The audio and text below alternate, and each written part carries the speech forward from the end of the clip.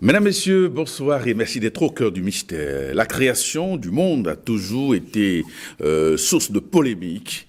Plusieurs théories s'affrontent sur le sujet. Ce soir, nous reviendrons sur plusieurs théories qui ont abordé cette problématique. Dans un instant, nous donnerons la parole à notre expert du jour.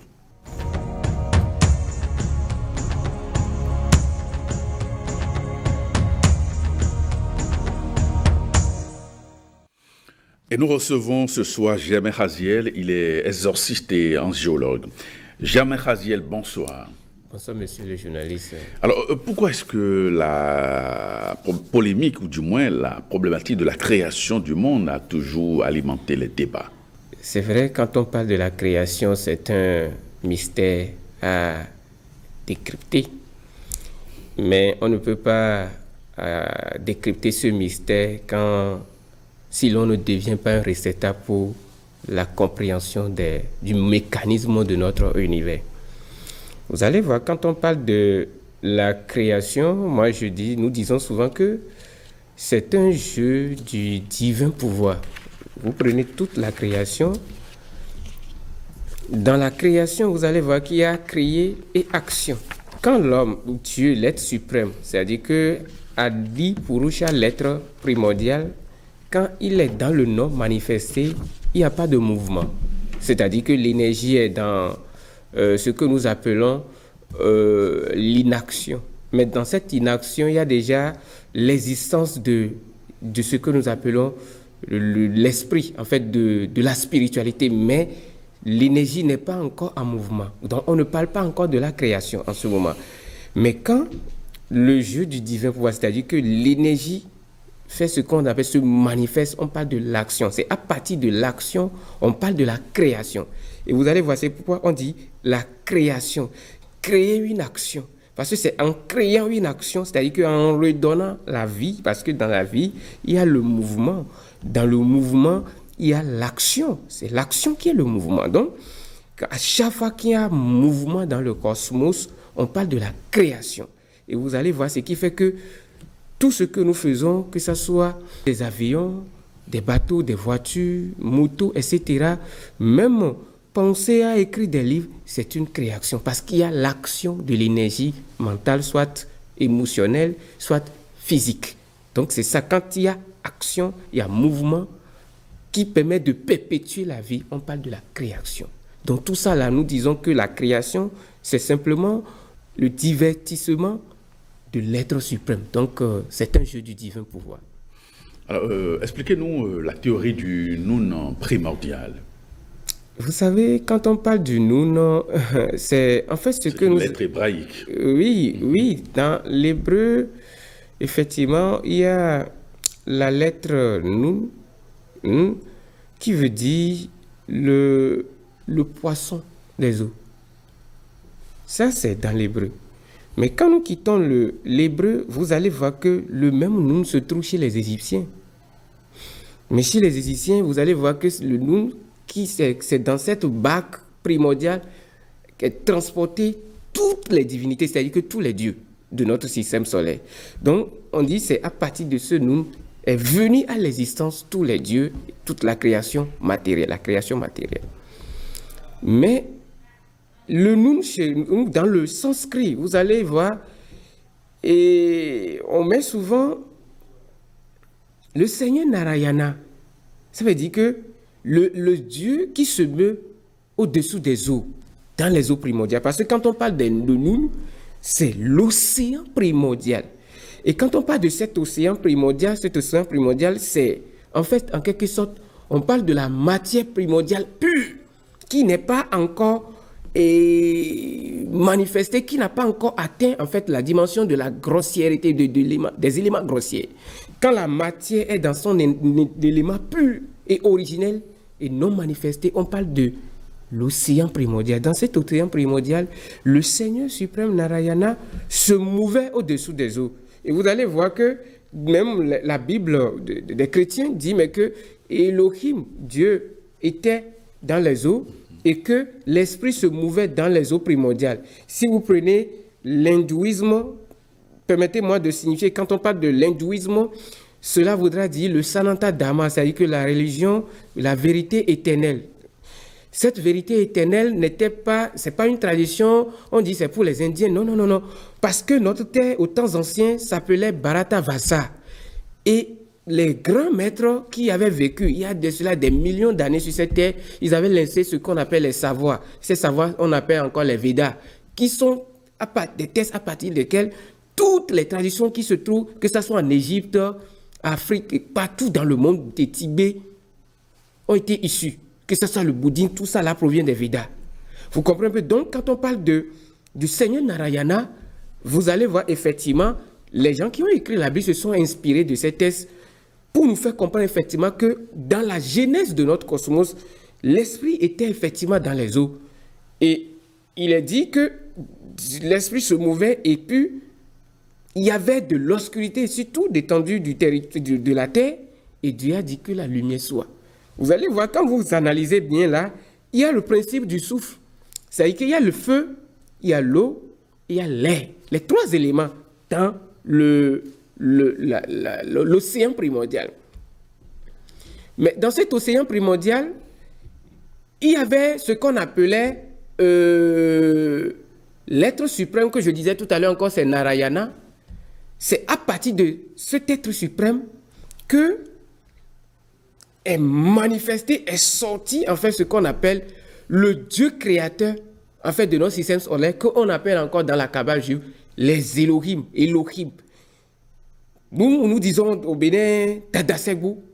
En fait, quand on dit Dadasekbo, c'est en fait le créateur. C'est à partir des eaux primordiales, l'être suprême est issu en fait le Dieu en fait bien qui va créer ou bien le démiurge qui doit créer notre monde, notre système solaire. C'est à partir de l'océan primordial qu'est sorti ce Dieu. Et c'est lui qui a perpétué l'existence matérielle. Et c'est grâce à lui, nous aussi, nous sommes actuellement, dans l'instant présent, en train d'expérimenter ce que c'est que l'expérience de la vie. Alors, on dit au commencement était la parole était avec Dieu et la parole était Dieu.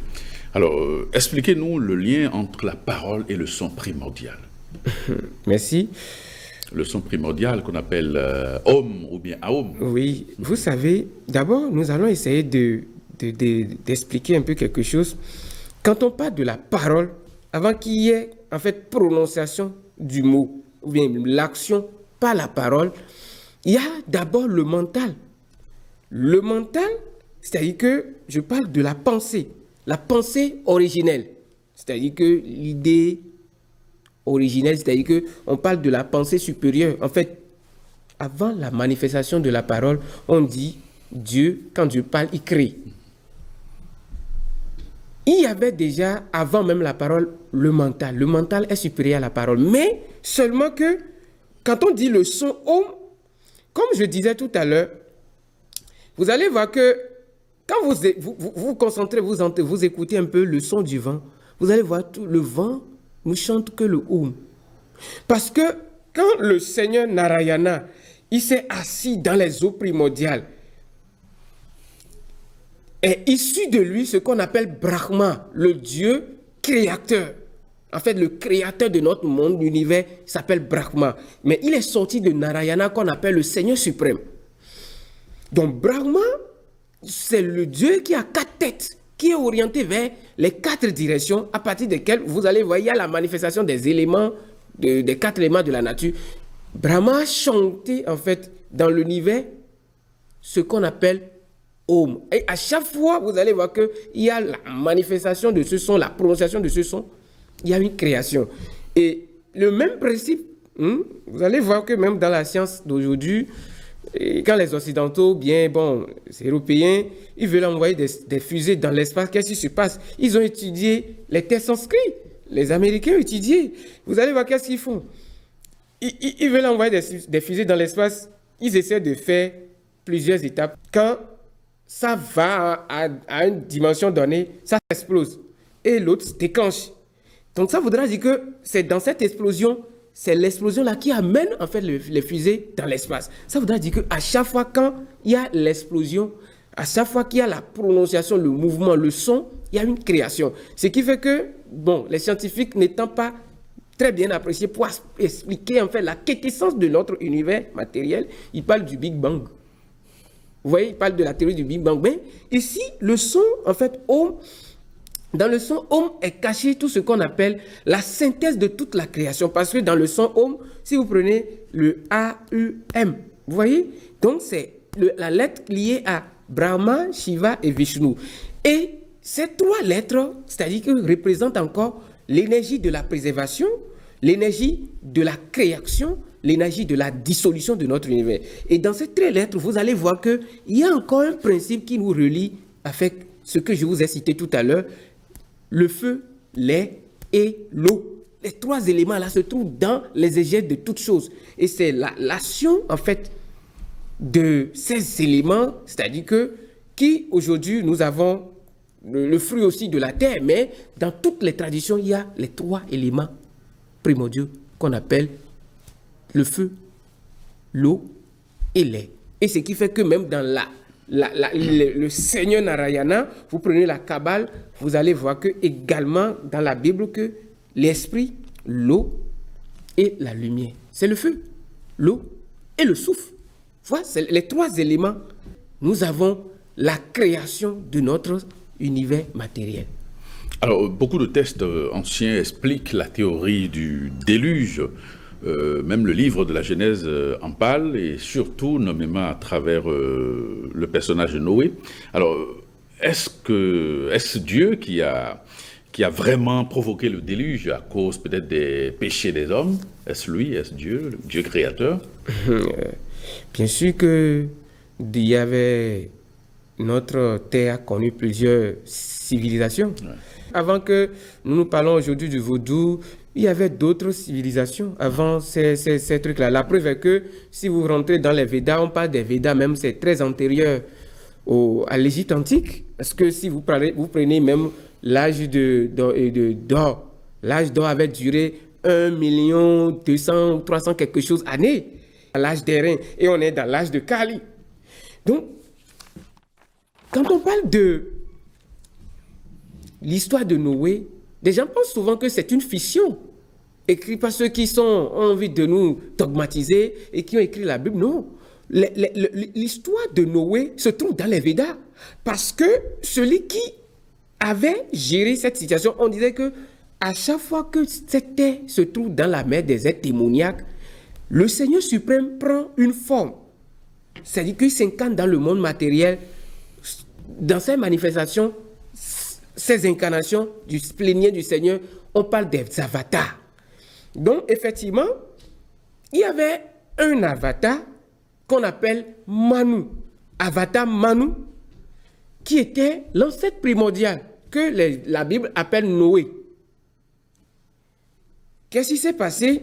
Il était là quand il avait constaté que, il avait trouvé un petit poisson. Je vais vous expliquer, là vous allez comprendre même l'origine même du christianisme. Il avait trouvé un petit poisson, en bref, qu'il avait pris pour sauvegarder chez lui, mais à chaque fois il constatait que le poisson grandissait.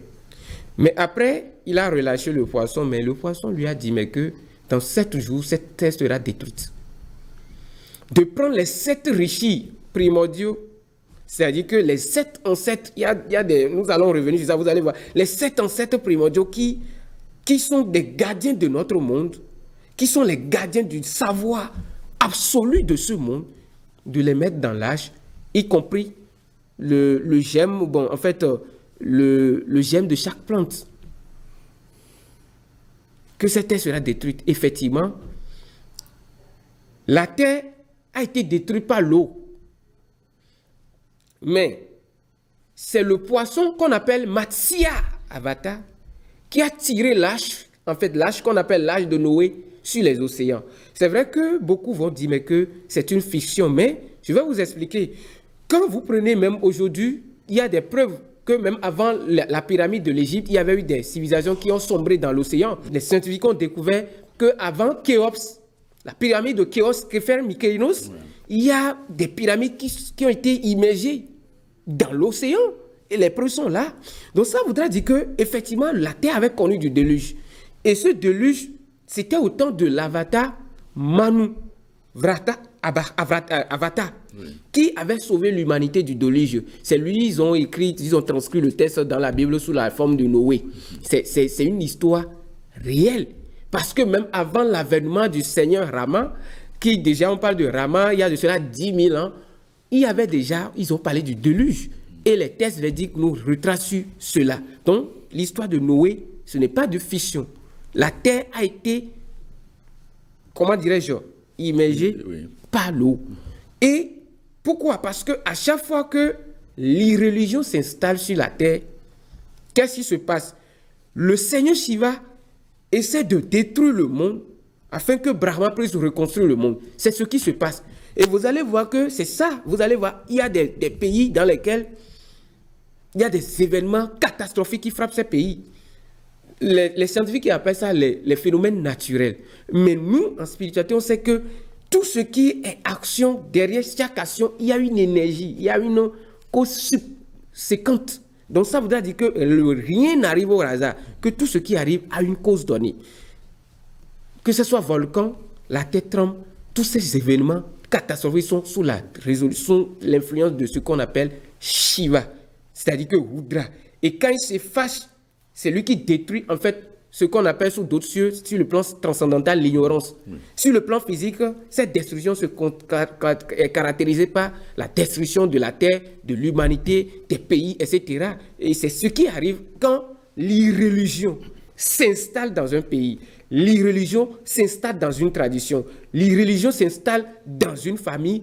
Le Seigneur suprême prend la forme d'un être humain, il peut venir pour détruire cette civilisation. Et c'est ce qui s'est passé au temps de Noé, parce que l'irreligion avait atteint un niveau donné et les gens se sont versés dans ce qu'on appelle les cultes maléfiques, l'abandon du chemin dharmique, celui qui nous ramène à Dieu.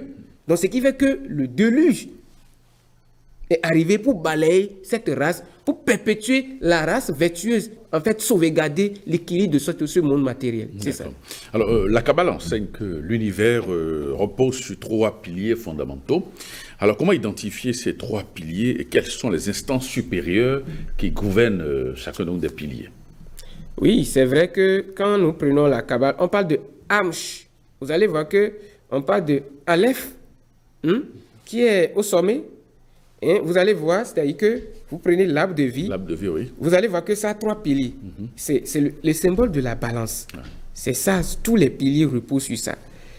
Vous allez voir qu'au pilier central, il y a ce qu'on appelle Aleph. C'est lui qui est au sommet. Le réalisateur doit nous montrer l'arbre de vie. Oui.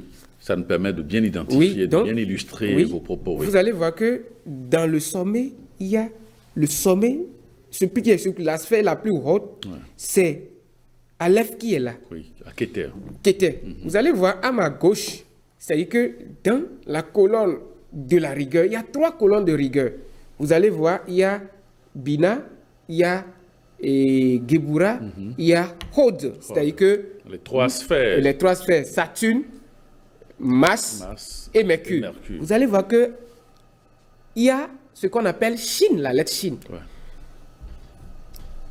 À ma droite, vous allez voir colonne de la miséricorde, vous allez voir Chokma, c'est-à-dire que Uranus, et Yesod, et Chesed, qui est Jupiter, et Netza, qui est Vénus. Vous allez voir qu'il y a ce qu'on appelle Mim. Mais en fait, Aleph, c'est le commencement de toute chose. Là où toute chose est unie et qui a généré toute chose. Mais là, à côté, quand vous descendez à sa gauche, il y a ce qu'on appelle l'élément feu. En fait, Shin symbolise le feu de Dieu. Et c'est ce feu, en fait, qui symbolise ce qu'on appelle la rigueur de notre monde. Aujourd'hui, nous allons donner un exemple. Quand quelqu'un pose une mauvaise action, qu'est-ce qui se passe? On dit sur le plan physique qu'il a commis une infraction. Mais sur le plan spirituel, on dit qu'il a violé... Il a violé la loi de la nature. De la nature. Et qu'est-ce qui se passe? Quand quelqu'un... Je profite parce que la question là pour expliquer aux gens. Quand ils disent que Jéhovah Zébaoth a détruit et Sodome et Gomorrhe, Dieu a détruit, les gens disent mais que Dieu de la Bible est sanguinaire. Ils n'ont pas compris les tests ésotériques. On va expliquer, les gens vont comprendre. Je disais, quand quelqu'un commet une infraction sur le plan physique, la police l'arrête. On dit qu'il a commis une infraction. Ouais. On l'envoie vers le policier, la police judiciaire. On lui rappelle ce qu'il a fait. En fait, on lui présente ce que la loi dit. Et on l'envoie devant le procureur. Et en fait, le juge, il fait la prison. C'est de la même manière quand quelqu'un se comporte mal. C'est qu'il ment. Il se comporte très mal. Qu'est-ce qui se passe? Automatiquement, étant donné que les 3 piliers, ça commence ici, hein, vous voyez. Ça, c'est le premier pilier qui est ici. Vous allez voir qu'il y a un pilier ici, il y a un pilier. C'est ça, les 3 canaux. On parle de Triguna Minka, vous voyez un peu. Quand le monsieur, il se comporte très mal, qu'est-ce qui se passe? C'est que sa vie bascule, en fait, vers ce qu'on appelle le côté de la rigueur.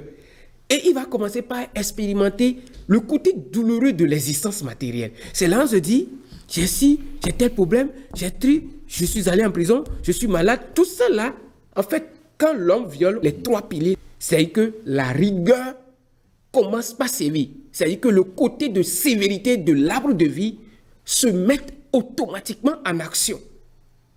Et quand ce côté se met en action, vous allez voir que sur les 3 piliers, il y a les juges qui sont là.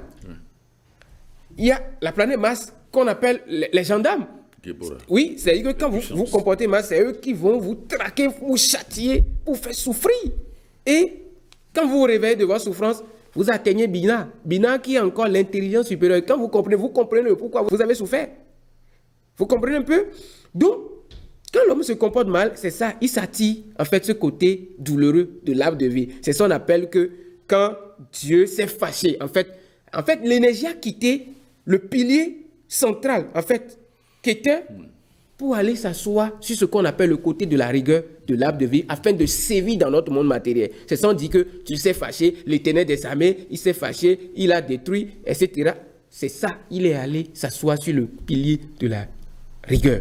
Maintenant, quand un être humain, il est tout le temps en joie, vous allez voir, les gens, ils sont tout le temps joyeux, et tout est rose dans leur vie, ils sont joyeux. Vous allez voir que cette personne, quand vous voyez la personne là directement, on sent déjà que la personne là est assise sur ce qu'on appelle le pilier de la miséricorde, baigne dans sa vie. Et c'est ça qui est régi par la lettre M. C'est-à-dire que les eaux d'en haut et les eaux d'en bas, qu'on appelle en Kabbale Mim.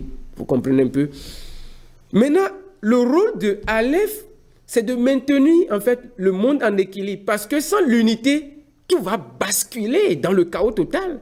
Et ce qui fait que vous allez voir, à chaque fois que l'autre monde, il y a tantôt la douleur, tantôt il y a une situation apaisante qui arrive pour rassurer encore l'homme que ça va aller, ça peut aller. Donc le rôle de Aleph, effectivement, Aleph symbolise le lait, en fait. La lettre Shin symbolise le feu. La lettre M symbolise l'eau. Et vous allez voir que ça rejoint ce que j'ai dit au début de l'émission, que ces 3 éléments, c'est que jouent un rôle capital dans la création de notre monde. Et quand on parle de la création de notre monde, ce n'est pas le monde dans lequel nous sommes. Même notre vie d'action, notre vie matérielle, si nous voulons faire quelque chose, quelles que soient les actions que nous posons, sachant que nous sommes en train de créer. C'est-à-dire que je sors de chez moi, je vais au boulot, je viens, je fais ci, je travaille, je vends. C'est une forme de créer, de perpétuer la création. Donc si la création, notre manière de vivre n'est pas conforme avec les 3 piliers, qu'est-ce qui se passe? Nous déséquilibrons la loi de la création et par conséquent, nous allons sombrer dans ce qu'on appelle le chaos de notre nature. Et c'est ce qui arrive parfois, des gens peuvent perdre leur corps physique juste pour ça. Parce que quand la création, on déséquilibre la loi de la création, c'est que on dit ben. Donc quand on déséquilibre la loi de la vie, en fait, la vie, la vie est faite l'expression même de l'être. Mais en déséquilibrant cette même vie, nous attirons ce qu'on appelle la mort. Et la mort a 2 volets. 1, l'ignorance, c'est la mort. 2, la perte de ce vêtement physique. Donc, ce qui fait que tous ceux qui voudront rentrer, en fait, dans le royaume divin, doivent équilibrer, être en harmonie parfaite avec les 3 piliers, sans quoi il n'y a pas de spiritualité dans leur vie. C'est ça. Vous comprenez un peu? Donc, c'est ça. Donc, le rôle de Aleph, Aleph, même et Shin sont les trois forces de la Kabbale, notre arbre de vie intérieur en équilibre et même notre nature intérieure en équilibre. Alors la Bible dit que Elohim avait créé les cieux et la terre. Les Elohim sous-entendent plusieurs dieux. Alors qui est donc le créateur de notre système solaire? Au commencement était la parole. Ouais. La parole était avec Dieu. La parole était Dieu. Et je nous faisais comprendre tout à l'heure, j'expliquais tout à l'heure que la parole, c'est vrai. Même avant que je ne parle, j'ai déjà pensé. Ouais. C'est que la parole est l'expression de la pensée. Mais cette pensée originelle, avant qu'on parle de la pensée créatrice, parce qu'avant que la parole ne crée, il y a déjà la pensée créatrice. Donc, c'est Brahma, en fait, cette force créatrice. C'est Brahma qui est le maître de notre système solaire. Vous allez voir, dans la tradition de chez nous, c'est vrai que quand les aïeux veulent invoquer, ils veulent passer une prière ou bien ils sont en mesure de tenir quelque chose dans le monde matériel, ils disent souvent que, mais dans des incantations, que quand Dada Segbo parle, tout l'univers ne peut qu'obéir. Vous allez voir, quand Brahma, en fait, il exprime son désir de créer, il veut quelque chose, il crée, ça devient effectivement ce qu'il veut. Et dans ce démiurge, en fait, qu'on appelle Brahma, c'est lui, en fait, le gardien, en fait, c'est lui-même, en fait, c'est le haut. C'est pourquoi nous parlons du son. Quand on parle de ce son, vous allez voir, prologue de Saint Jean nous a bien situé, parce que au commencement était le Logos. Le Logos. Vous savez, si vous prenez cette phrase dans certaines écoles ésotériques, les gens y prêtent serment. Ouais. Ça voudrait dire que c'est une phrase très sacrée. Alors que cette phrase a été extraite des Védas. Parce que nous disons dans les textes védiques qu'au commencement était le Om.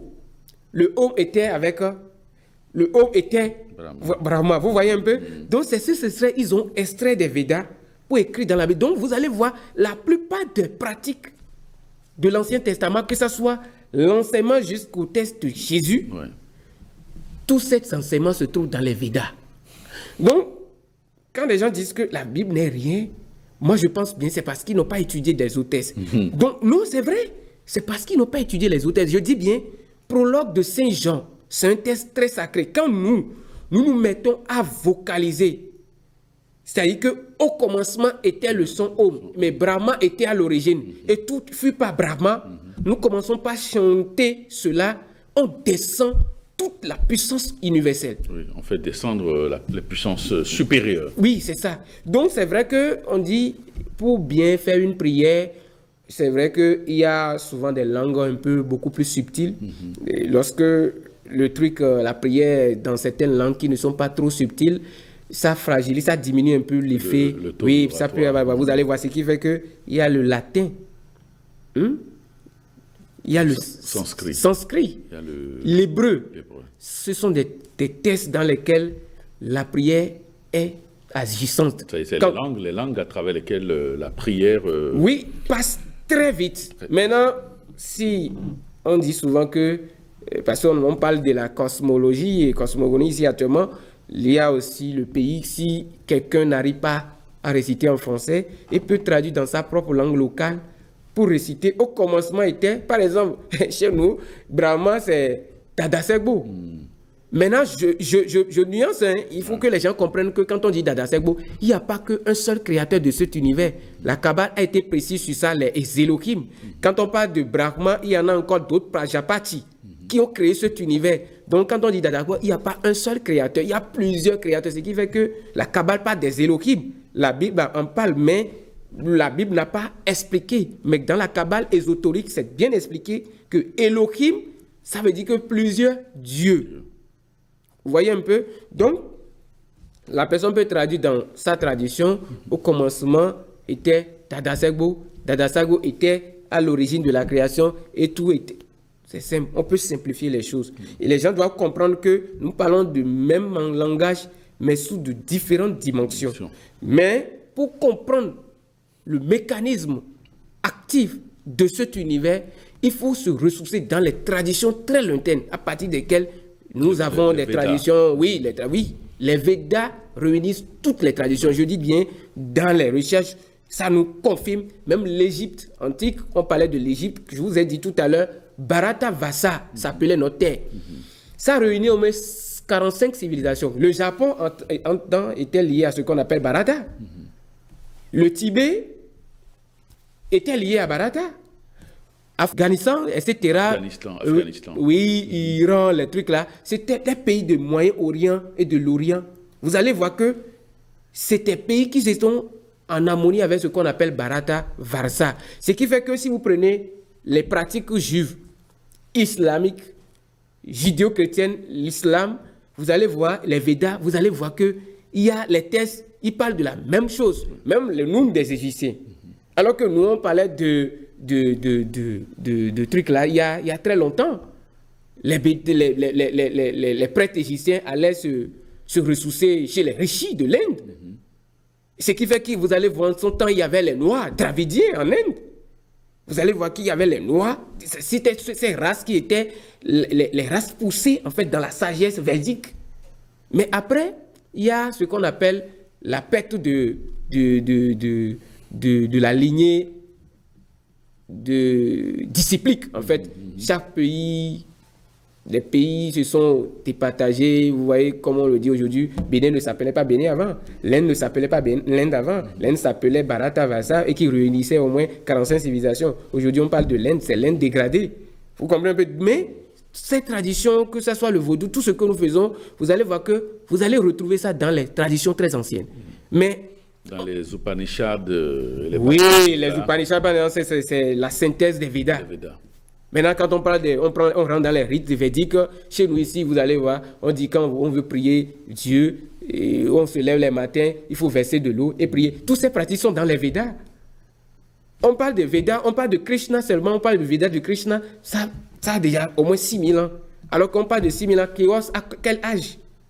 On parle de Rama, ça fait déjà près de 10 000 ans. Oui. Mais on parle de Narasimha, on parle de Matsya, c'est des millénaires sur des millénaires. Donc, c'est ce qui voudra dire que moi, je recommande aux gens d'avoir simplement l'ouverture de l'esprit. Il faut aller vers le judéo-chrétien pour voir qu'est-ce que la Bible enseigne et que je ne comprends pas. Qu'est-ce que je peux aller comprendre chez le Coran? Qu'est-ce que je peux aller comprendre chez les versets? En faisant ça, on peut retrouver ce qu'on appelle la sagesse perdue. En fait, c'était ça, en fait, tout ce que sont que les ordres initiatiques aujourd'hui, les écoles, ils sont à la recherche de la parole perdue. C'est en faisant ce travail qu'on peut réunir les connaissances qui se sont propagées depuis des millénaires. C'est ça. Et ce qui fait que on dit, celui qui est sur le chemin de la spiritualité est un éternel apprenti. Très bien. Alors, quelle est la différence entre l'être suprême, créateur, et le demi-dieu? Voilà, je vais vous expliquer. Le demi-dieu, en fait, quand on parle de demi-dieu, par exemple, et dans un aspect manifesté de ce qu'on appelle l'énergie de la dissolution, quand on parle de Shiva, par exemple, Shiva, sa nature supérieure, que nous appelons Sadashiva, qui n'est pas, en fait, qui est encore le Seigneur suprême, qui n'est pas manifesté dans ce monde matériel. Mais lorsqu'on parle de Rudra, l'aspect destructeur du Shiva, c'est un demi-dieu. Shiva est un demi-dieu. Mais le demi-dieu, vous allez voir, il y a plusieurs demi-dieux. Quand on prend le vaudou Legba, par exemple, un exemple, en Inde, on parle de Ganesha. C'est ça, en fait, le Legba. C'est un demi-dieu. Quand on prend Lissa, on va dire que c'est le soleil chez nous, Lissa. Chez eux, c'est Surya, le soleil. C'est un demi-dieu. Quand on parle de Shani, ici chez nous, vous allez voir, on fait les Assein. Assein, c'est-à-dire qu'il y a le truc là pour représenter les ancêtres. C'est les demi-dieux. Sakpata, on dit Bhumi Devi chez les Indiens. C'est des demi-dieux. Vous prenez dans Torosu, ce sont tous des demi-dieux. Maintenant, qu'est-ce qui différencie ces demi-dieux de l'être suprême? Quand on parle de l'être suprême, en fait, c'est l'être à qui tous ces devas, tous ces dieux vouent un culte. Vous voyez un peu? C'est-à-dire que les Elohim, ils vouent un culte à l'être suprême. Maintenant, nous, dans nos recherches, dans nos pratiques, nous avons découvert que, effectivement, quand on veut faire des pratiques pour jouir de l'existence matérielle, on est obligé d'adorer la multiplicité des dieux. C'est ça qui nous égare, en fait, du chemin de retour de la spiritualité. Et le piège, c'est quoi? Vous allez voir, quand vous invoquez, ou bien quelqu'un invoque un demi-dieu, le demi-dieu lui impose des conditions. Parce que le demi-dieu est aussi dans ce qu'on appelle, est piégé dans la route de renaissance et des morts.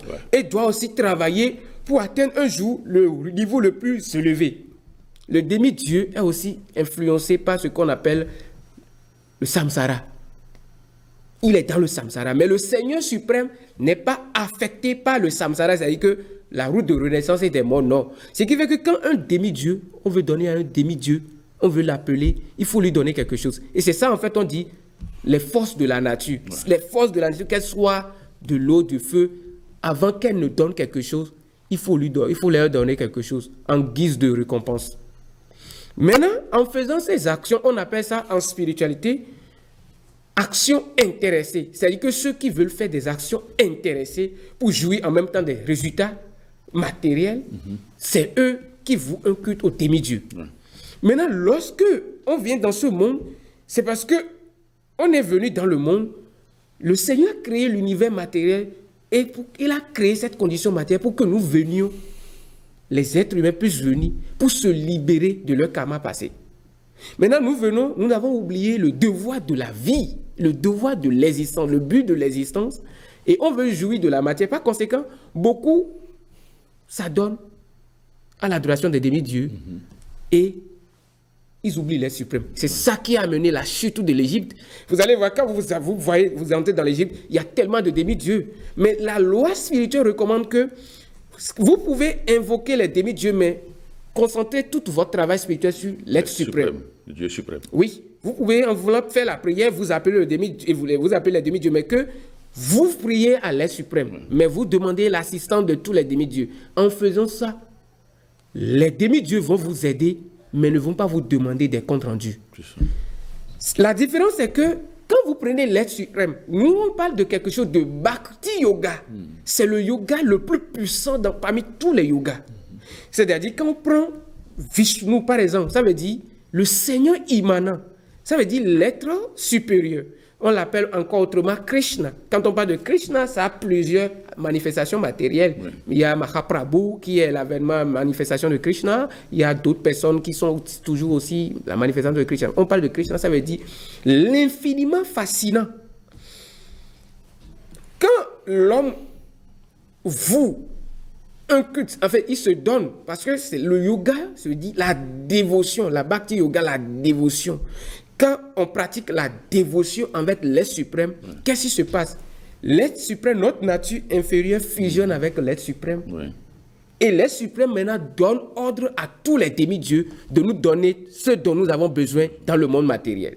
Mais on est souvent pressé pour ce travail. Je ne sais pas si vous me comprenez. C'est-à-dire que quand on pratique la dévotion envers l'être suprême, c'est-à-dire que quelqu'un va à l'église et c'est en Christ il croit. Alors que Christ vient de Krishna. Christ, lorsque on dit mon Père et moi nous sommes un, quand on devient un avec le Christ, l'énergie universelle, la conscience universelle donne ordre à tous les demi-dieux de nous octroyer ce dont nous aurons besoin pour notre suivi. Ce qui fait que Christ, le Maître Jésus disait adorer, chercher le royaume d'en haut. Et le reste vous sera donné par suprême. C'est la dévotion en fait à l'être suprême. C'est la différence entre l'être suprême et les demi-dieux. Mais les demi-dieux, eux ont besoin, c'est que quand ils vous octroient ce dont vous ne méritez pas, ils doivent rendre compte à l'être suprême.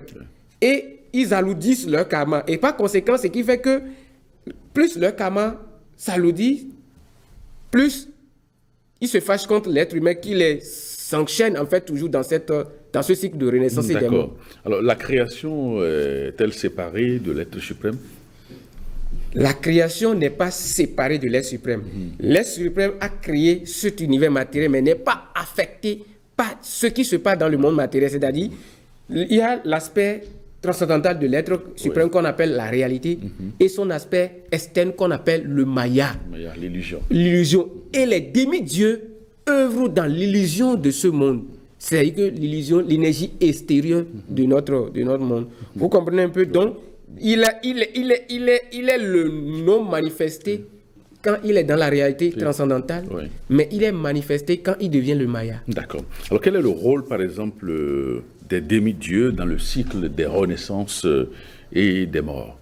Les demi-dieux, c'est des demi-dieux qui se chargent de gérer les situations matérielles de ce monde. C'est-à-dire que c'est pourquoi il a dit tout à l'heure que ceux qui veulent jouir de l'action intéressée, c'est eux qui vouent de culte aux demi-dieux.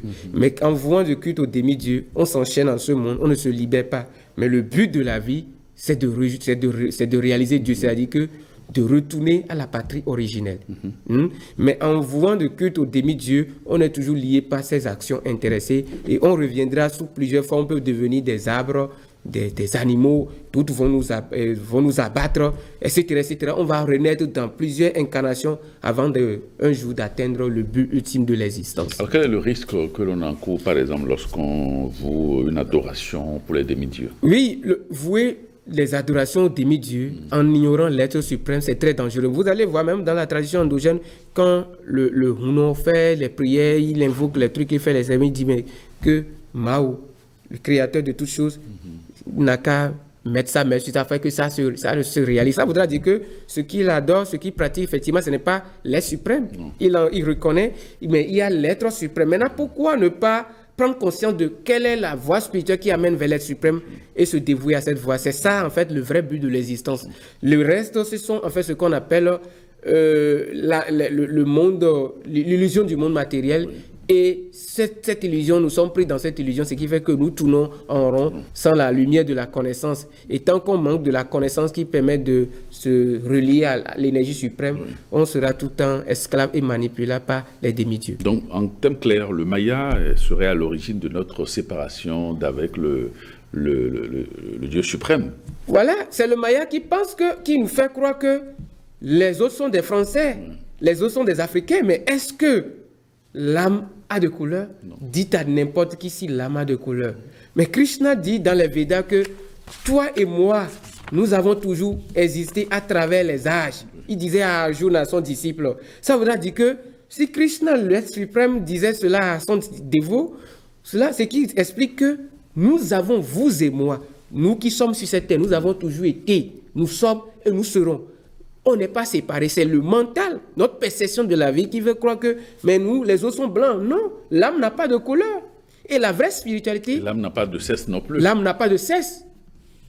En vertu de l'expérience et des actions passées de la personne, il peut prendre un corps physique sous la forme d'une femme. Pour venir, il va porter grossesse, il va donner naissance. Ça, c'est le processus. Ça, c'est ce qu'on appelle le jeu du divin pouvoir. C'est ce que je disais tout à l'heure. La manifestation de l'énergie de l'univers sur un processus disciplique, sur des normes précises. Maintenant, nous ne comprenons pas cela. On est influencé par l'énergie illusoire de la matière parce qu'on n'a pas encore accédé notre conscience à la lumière. Ça fait qu'on se croit qu'on est séparé de l'être suprême. On croit que nous sommes le corps. Et c'est ainsi que beaucoup de traditions ont perdu le chemin authentique de la spiritualité qui permet de réaliser Dieu. Et sans ça, celui qui a vécu dans ce monde sans avoir réalisé Dieu a vécu inutilement. Et il reviendra plusieurs fois. Il peut devenir des arbres. Il peut devenir coq. Les gens vont le sacrifier aux divinités comme cela se voit. Il peut devenir mouton. Les gens vont préparer, vont déguster à satiété, etc. Et c'est ça, on dit, le monde de souffrance. Parce que ce monde a été créé pour que nous puissions venir travailler pour retourner à ce qu'on appelle Goloka, la demeure suprême du Seigneur. Et c'est dans cette demeure nous avons quitté. Et nous sommes venus dans le monde matériel. Et à cause de l'énergie illusoire du monde matériel, on s'identifie à ce monde. Et c'est ce faisant, ceux qui veulent jouir du monde, action intéressée en même temps, ils pensent que il faut adorer les demi-dieux. Les demi-dieux, l'homme peut les appeler, mais l'homme ne doit pas être esclave des demi-dieux. Et c'est dangereux. Parce que les demi-dieux sont à notre service. Quand on adore l'être suprême, c'est que tous les demi-dieux seront à notre service. Mais quand on se borne, qu'on ne croit pas à l'existence d'un être suprême, parce qu'il y a des gens, ils ne croient même pas à l'existence de l'être suprême. Mais eux qui ne savent même pas comment ils respirent. Ils ne savent pas ce que c'est que l'âme. Les gens aujourd'hui, ils ont compris, au lieu de parler de l'âme, ils parlent de l'énergie. Les scientifiques, ils parlent de l'énergie. Mais l'esprit est et est éternel. Et c'est l'esprit qui se manifeste à travers tout. La fourmi est un être en incarnation. Nous, les moustiques, tout ce qui est vie est une énergie, est une forme de diversement de l'être suprême. D'accord. Merci Jamin Raziel, exorciste et angiologue. Merci de nous apporter chaque fois ces précisions, ces éclairages sur cette thématique, la création de l'univers, un sujet qui revient tel un serpent de mer et qui ne cessera certainement pas d'effrayer la chronique. Merci d'être passé Jamin Raziel et à très bientôt. Amis téléspectateurs, c'est la fin de cette émission. Merci de votre attention.